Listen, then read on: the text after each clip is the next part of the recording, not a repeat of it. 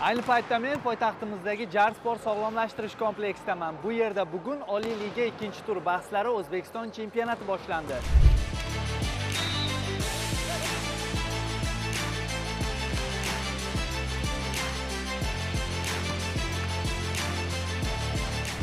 Ko'rib turganingizdek, hali o'yin boshlangani yo'q. Hozir ishtirokchilar va fikrlari bilan birgalikda o'rtoqlashamiz.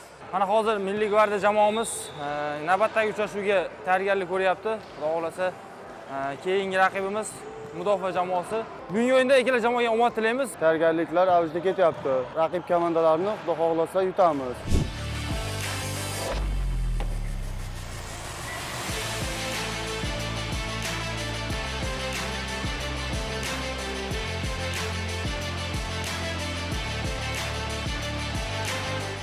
O'yin yaxshi bo'ldi.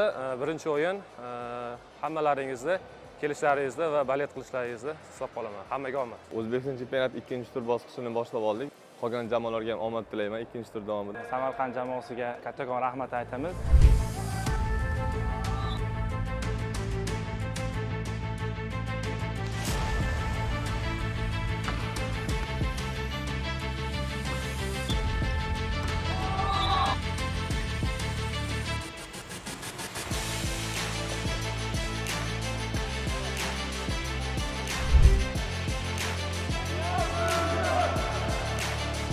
Shuningdek, o'yinlar Farg'ona viloyatining Samo sport majmuasida ham boshlandi.